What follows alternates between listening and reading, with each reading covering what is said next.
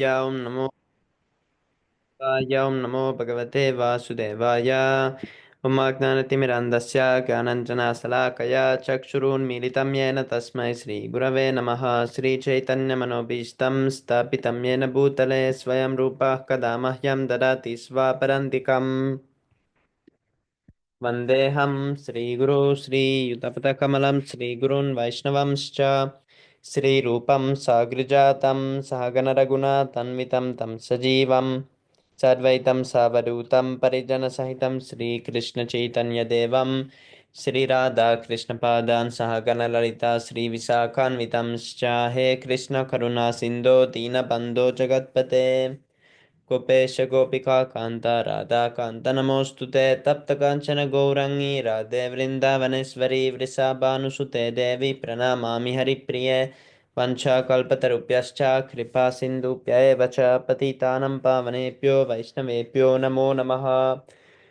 Hare Krishna Krishna Krishna Hare Hare Hare Ram Ram Ram Hare Hare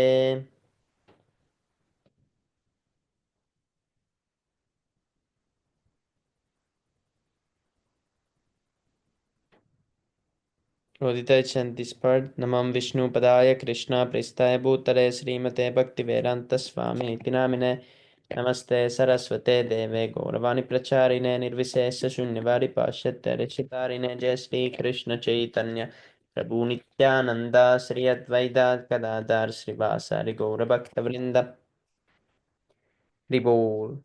Okay, today we read the chapter 16, Lord Krishna in Indraprastha city. Vivek Prabhu, do you want to start? Prabhu, like 10 minutes, I will be back, Prabhu. Like I am listening, but I am driving, so I am 10 minutes. Okay, I will hear, but after 10 minutes, I will be in home, so I can read. Okay, Haribol. Yes, Prabhu.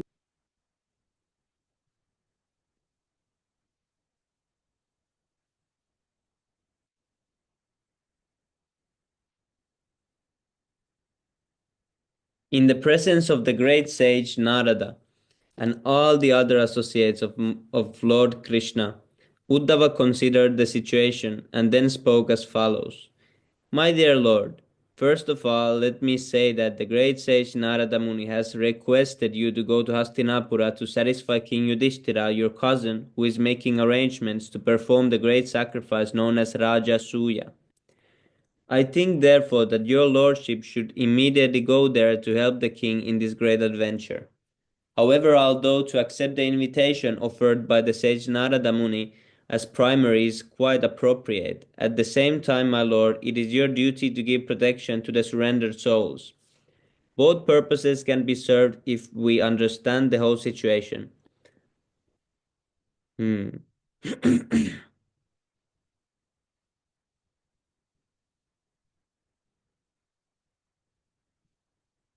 Unless we are victorious over all the kings, no one can perform this Rajaswa sacrifice. In other words, it is to be understood that King Yudhishthira cannot perform this great sacrifice without gaining victory over the belligerent King Jarasandha. The Rajasuya sacrifice can only be performed by one who has gained victory over all directions. Therefore, to execute both purposes, we first of all have to kill Jarasandha. I think that if we can somehow or other gain victory over Jarasandha, then automatically all our purposes will be served. The imprisoned kings will be released, and with great pleasure we shall enjoy the spread of your transcendental fame at having saved the innocent kings from Jarasandha, whom Jarasandha has imprisoned. But King Jarasandha is not an ordinary man. He has proved a stumbling block even to great warriors, because his bodily strength is equal to the strength of 10,000 elephants. If there is anyone who can conquer this king, he is none other than Bhishma Sena, because he also possesses the strength of 10,000 elephants. The best thing would be for Bhishma Sena to fight alone with him. Then there would be no unnecessary killing of many soldiers. In fact, it will be very difficult to conquer Jarasandha when he stands with his Akshauni divisions of soldiers. We may therefore adopt a policy more favorable to the situation. We know that King Jarasandha is very much devoted to the Brahmanas. He is very charitably disposed towards them. He never refuses any request from Brahmana. I think therefore that Bhishmasena should approach Jarasandha in the dress of a Brahmana, beg charity from him, and then personally engage in fighting him. And in order to assure Bhishmasena's victory, I think that your lordship should also accompany him.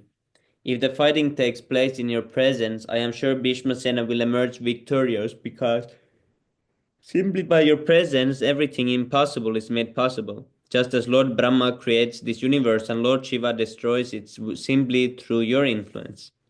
Actually, you are creating and destroying the entire cosmic manifestation. Lord Brahma and Lord Shiva are only the superficially visible causes. Creation and destruction are actually being performed by the invisible time factor, which is your impersonal representation. Everything is under the control of this time factor. If your invisible time factor can perform such wonderful acts through Lord Brahma and Lord Shiva, will not your personal presence help Bhishmasena to conquer Jarasandha? My dear Lord, when Jarasandha is killed, then the queens of all imprisoned kings will be so joyful at their husbands, being released by your mercy, that they will all begin to sing your glories. They will be as pleased as the gopis were when they were relieved from the hands of Sankashura. All the great sages, the king of the elephants Gajendra, the goddess of fortune, Sita, and even your father and mother were all delivered by your causeless mercy. We also have been thus delivered, and we are always singing the transcendental glories of your activities. Therefore, I think that if the killing of Jarasandha is undertaken first, that will automatically solve many other problems. As for the Rajasuya sacrifice arranged in Hastinapura, it will be held either because of the pious activities of the imprisoned kings or the impious activities of Jarasandha. Hmm.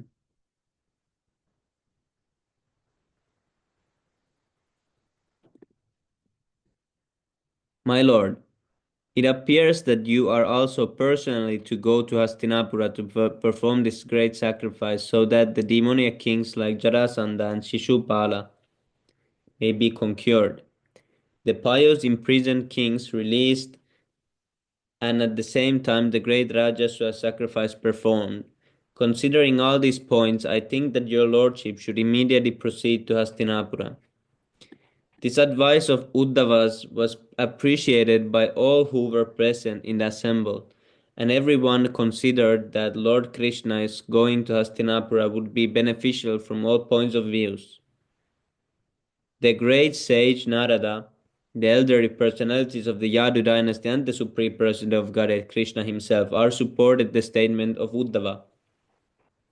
Lord Krishna then took permission from his father Vasudeva and grandfather Ugrasena, and he immediately ordered his servants Daruka and Jaitra to arrange to travel to Hastinapura. Prabhu. Okay, Vivek Prabhu, you can read now. Yes, so thank you so much. Now I can read. Where is Prabhu?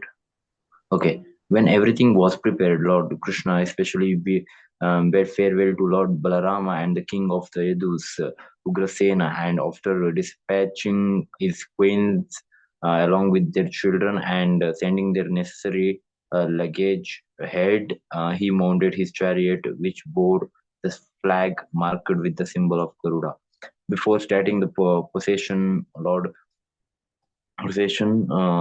Krishna satisfied the great sage Narada by offering him different kinds of the worshipable articles. Narada ji wanted to fall at the lotus feet of Krishna, but because the Lord was playing the part of a human being, he simply offered his respects within his mind and fixing the transcendental form of the Lord within his heart.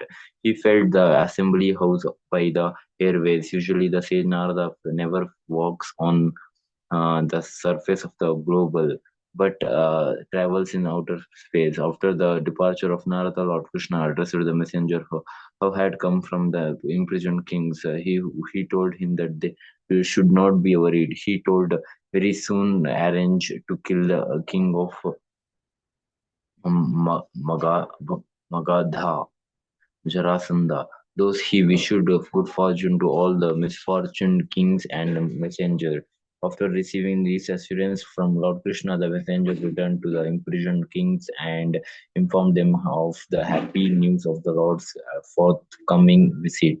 All the kings became joyful at the news and began to wait very anxiously for the Lord's arrival. The chariot of Lord Krishna began to proceed accompanied by many other chariots, along with elephants, cavalry, infantry, and similar royal paraphernalia, bugles, drums, trumpets, consoles, horns, and chronoids all began to produce a loud, auspicious sound which vibrated in all directions. The 16,000 queens, headed by the goddess of fortune, Rukmini Devi, the ideal wife of Lord Krishna, and accompanied by their respective sons, all followed behind Lord Krishna. They were dressed in costly garments decorated with ornaments, and their bodies were framed with sandalwood pulp and garlanded with fragrant flowers, reading on planquins, which were nicely decorated with silks, flags, and golden lace. They followed their exalted husband, Lord Krishna. The infantry soldiers carried shields, swords, and lances in their hands and acted as royal bodyguards to the queens. In the rear of the possession were the queens and children of all the other followers, and there were many society girls are also following. Many beasts of burden like bulls, buffaloes, mules, and asses carried the camp bedding and carpets, and the women who following were seated in separate planquins on the backs of camels. These pan- panoramic procession was accompanied by the shows of the people and was full with the display of different colored flags, umbrellas, and wicks and different varieties of weapons, dress, ornaments, helmets, and arrangements. Sorry, arrangement. Okay. Arrangements. The procession being reflected in the sunshine appeared just like an ocean with high waves and sharks. In this way, the position of Lord Krishna's party advanced toward Hastinapura, New Delhi, and gradually passed through the kingdoms of Anartha, Gujarat provinces, Sauvira, Saurit, the great desert of Rajasthan, and then Kurukshetra. In between those kingdoms, there were many mountains, rivers, towns, villages, pasturing grounds, and mining fields. The possession passed through all of these places in its advance. On his way to Hastinapura, the Lord crossed two big rivers, the Drushtavati and the Saraswati. Then he crossed the province of Panchala and provinces of Matsya. In this way, ultimately, he arrived at Indraprastha, the audience of the Supreme Personality of Godhead. Krishna is not very commonplace. Therefore, when King Yudhishthira heard that Lord Krishna had already arrived in his capital city, Hastinapura, he became so joyful that all his hair stood on end in great ecstasy, and he immediately came out of the city to properly receive him. He ordered the musical vibrations of different instruments and songs, and thus learned Brahmanas of the city began to chant the hymns of the Vedas very loudly. Lord Krishna is known as Rishikesha, the master of the senses, and King Yudhishthira went forward to receive him exactly as the senses met the consciousness of life. King Yudhishthira was the elderly cousin of Krishna. Naturally, he had great affection for the Lord, and as soon as he was him, He saw him. His heart became filled with the great love and affection. He had not seen the Lord after many days and for many days, and therefore he thought himself most fortunate to see him present before him. The king the king therefore began to embrace Lord Krishna again and again in great affection. The eternal form of Lord Krishna is the everlasting residence of the goddess of fortune. As soon as King Yudhishthira embraced him, he became free from all contamination of material existence. He immediately felt transcendental bliss, and he emerged in an ocean of happiness. There were uh, there were tears in his eyes, and his body stuck due to ecstasy. He completely forgot that he was living in this material world. After this, Bhishma Sena, the second brother of the Pandavas, smiled and embraced Lord Krishna, thinking of him as his own maternal cousin, and thus he was merged in great ecstasy.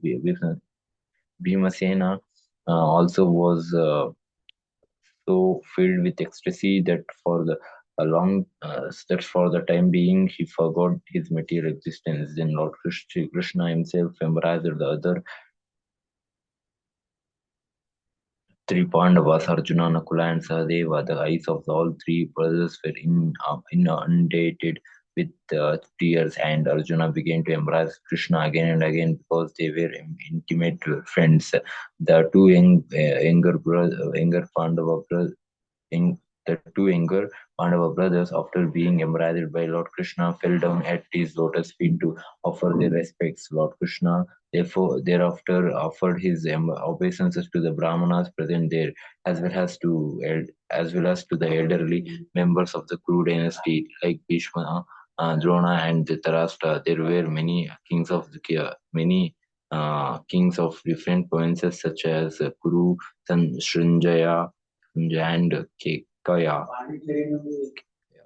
and Lord Krishna duly reciprocated uh, great greetings and respects with them. The professional reciters like the Sutas, Magadhas, and Vandinas, accompanied by the Brahmanas, began to offer their respectful prayers to the Lord. Artists and musicians like the Gandharvas as well as the royal jokers began to play their drums, conchols, kettle drums, veenas, mridangas, and bugles, and they exhibited their dancing art in order to please the Lord. Those the all famous Supreme Personality of Godhead, Lord Krishna, entered the great city of Hastinapura, which was opulent in very aspect.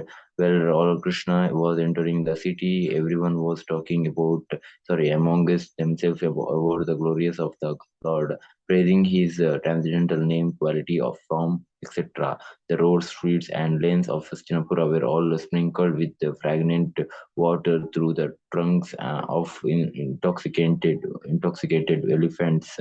In different places of the city, there were colorful festoons and flags decorating the houses and streets. At important road crossing, there were gates with golden decorations, and at the two sides of the gates there were golden water jugs. These beautiful decorations glorified the opulence of the city. Participating in this great ceremony, all the citizens of the city gathered. Huh? One minute, bro. Kada? Ka? Soon rala. Prijat. Sorry, bro. City. Prijatun rala. City gathered here and there, dressed in colorful new clothing, decorated with ornaments, flower garlands, and fragrant resins. Each and every house was illuminated by hundreds and thousands of lamps placed in different corners of the cornices, walls, walls, columns, bases, and architraves, and form for away the rays of the lamps resembled the festival of Deepavali, a particular festival observed on the New Year's Day of the Hindu calendar. Within the walls of the houses, fragrant incenses was burning and smoke rose through the windows, making the entire atmosphere very pleasing. Top of ev- on the top of every house, flags were flapping, and the gold water pots kept on the roof shone very brilliantly. Lord Krishna thus entered the city of Pandavas, enjoyed the beautiful atmosphere, and now slowly proceeded ahead. When the younger girls in every house heard that Lord Krishna, the only object worth seeing, was passing on the road, and they became very anxious to see this all famous personality. Their hair loosened and their tightened saris became slack due to their hostility, rushing to see him. They gave up their household engagements, and those who were lying in bed with their husbands immediately left them and came directly down onto the street to see Lord Krishna. The procession of elephants, horses, chariots, and infantry was very crowded. Some, being unable to see properly in the crowd, got up on the roofs of the houses. They were pleased to see Lord Sri Krishna, passing with his thousands of queens. They began to shower flowers on the procession, and they embraced Lord Krishna within their minds and gave him a hearty reception. When they saw him in the midst of his many queens, like the full moon situated midst many luminaries, they began to talk amongst themselves. Oh, one girl said to another, "My dear friend, it is very difficult to guess what kind of pious activities these queens might have performed, for they are always enjoying the smiling face and loving glances of Krishna."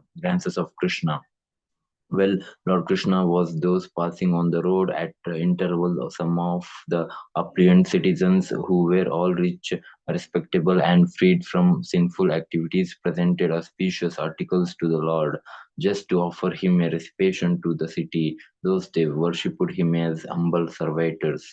When Lord Krishna entered the palace, all the ladies there became overwhelmed with affection just upon seeing him. They immediately received Lord Krishna with the glittering eyes, uh, expressing their love and affection for him. And Lord Krishna smiled and accepted their feelings and gestures of respect.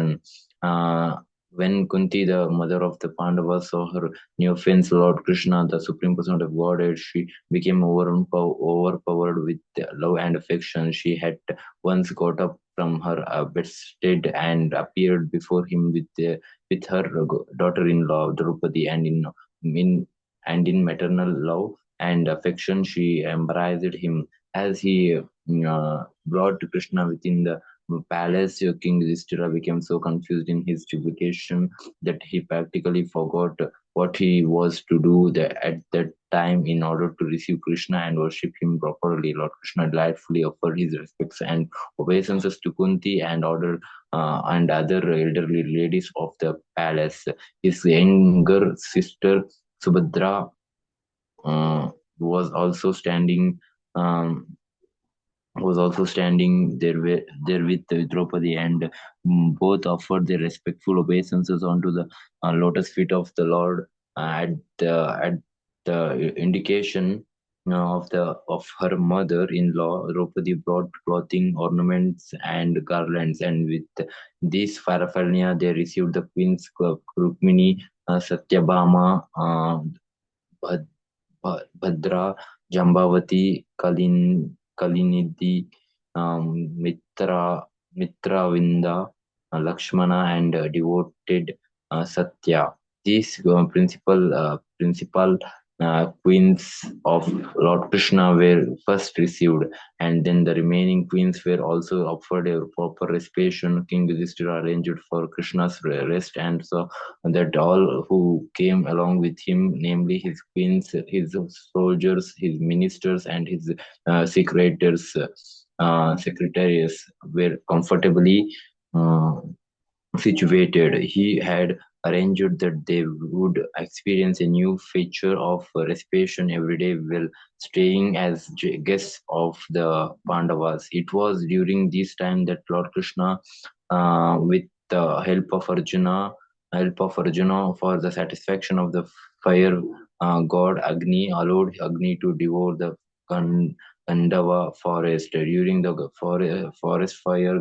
Krishna saved the demon Mayasura, who was hiding in the forest. Upon being saved, Mayasura felt obliged to the Pandavas and Lord Krishna, and he constructed a wonderful assembly house within the city of Hastinapura. In this way, Lord Krishna, in order to please King Yudhishthira, remained in the city of Hastinapura for several months. During his stay, he enjoyed strolling here and there. He used to drive on chariot along with Arjuna, and many warriors and soldiers used to follow them.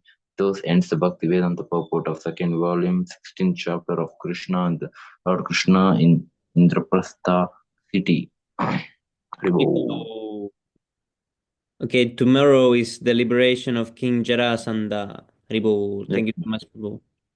Haribo. Thanks so much, Prabhu, for your opportunity. Yeah, Prabhupada. Okay, now let's read six Astakam prayers. Yes, Prabhu. चेतोदर्पणमार्जनं भवमहादवाग्निर्वापनं श्रेयः कैरवचन्द्रिकावितरणं विद्यावादुजीवनम् अनन्तं बुद्धिवर्धनं प्रतिपदं पूर्णामृतस्वादनं सर्वात्मा स्नपनं परं विजयते श्रीकृष्णसङ्कीर्तनम् नामकारि बहुधा निज सर्वशक्तिर्तत्रार्पिता नियमिता स्मरणेन काला एतादृशी तव कृपा भगवन् ममापि दुर्दैवमिदृशं हैजनीननुग्रह तृणादपि सुनीचेन तरोरपि सहिष्णुना मानिना मानदेन कीर्तनीया सदा हरि जनं न जनं न सुन्दरीं कवितां वा जगदीश कामये मम जन्मनि जन्मनीश्वरे भगवद्भक्तरहेतुकी त्वयि नन्दतनुजा किङ्करं पतितां मां विषमे भवां बुधौ कृपया तव पादपङ्कजा स्थितधूलिसदृशं विचिन्तय नयनं गलदाश्रुधारया वदनं गद्गदहृदया गिरा लखैर्निचिन्तं वपु कदा तव नामग्रहणे भविष्यति युगायितं निमेषेण चक्षुषा प्राविर्ष्यायितं शून्यायितं जगत्सर्वं गोविन्दविरहेण मे आश्लिष्य वा पादरतं विनष्टु मामद्रष्णानहरमहतं करोतु वा यथा तथा वा विदधातु लम्पटो मत्प्राणनाथस्तु सुरेवनापरः Haribol. Glory to the Haribo. Sri Krishna Sankirtan, which cleanses the heart of all the dust accumulated for years and extinguishes the fire of conditional life of repeated birth and death. This Sankirtan movement is the prime benediction for humanity at large, because it spreads the rays of the benediction moon. It is the life of all transcendental knowledge. It increases the ocean of transcendental bliss and it enables us to fully taste the nectar for which we are always anxious. O my Lord, your holy name alone can render all benediction to living beings, and those who have hundreds and billions of names like Krishna and Govinda. In these transcendental names, you have invested all your transcendental energies. There are not even hard and fast rules for chanting these names. O my Lord, out of kindness, you enable us to easily approach you by your holy names, but I am so unfortunate that I have no attraction for them. One should chant the holy name of the Lord in a humble state of mind, thinking oneself lower than the straw in the street. One should be more tolerant than a tree, devoid of all sense of false prestige, and should be ready to offer all respect to others. In such a state of mind, one can chant the holy name of the Lord constantly. O Almighty Lord, I have no desire to accumulate wealth, nor do I desire to be man, nor do I want any number of followers. I only want your positive devotion service birth of the birth. O son of Maharaj Nanda Krishna, I am your eternal servitor. Somehow or other I have fallen into the ocean of birth and death. Please pick me up from this ocean of death and place me as one of the atoms at your lotus feet. O my Lord, when will my eyes be decorated with tears of love flowing constantly when I chant your holy name? When will my voice choke up and when will the hairs of my body stand on end at the recitation of your name? O Govinda, feeling our separations, I'm considering a moment to be like 12 years or more. Tears are flowing from eyes like torrents of rain, and I'm feeling all vacant in the world in your absence. I know no one but Krishna is my Lord, and he shall remain so even if he handles me roughly by his embrace or makes me broken-hearted by not being present before me. He is completely free to do anything and everything, for he is always my worship the Lord unconditionally. Haribo, Go Physics Astakam ki jai. Okay, 10 offenses. Oh, what is this? thanks to Lakshman, the devotees who have dedicated their lives for propagating the holy name of the Lord. Oh, we are at the wrong side. Mhm. Yes, Prabhu. So, what was the first to blaspheme? The devotees who have dedicated their lives for the propagating holy name, putting the Haribo, holy name. consider the chanting of Hare Krishna, to consider the chant, to, to consider the names of the demigods. What is that? Yes, to consider the names of the demigods and of Lord Shiva and Lord Brahma to be equal or independent of the Lord name of the Lord Vishnu. So, uh, to consider a spiritual master as an ordinary person, and like first is it to consider to not following like to disobey the orders of the spiritual master and considering an ordinary person.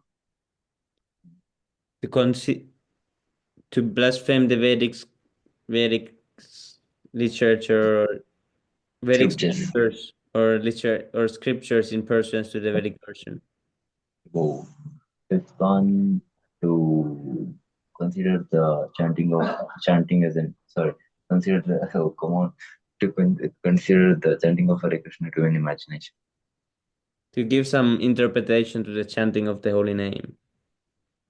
When these to commit sinful activities on the strength of the holy name. To consider chanting of Hare Krishna to be one of the auspicious fruitive, one of the ritualistic activities mentioned in the Vedas as fruitive activities, karma kanda. To instruct the faithless person about the glories of holy name.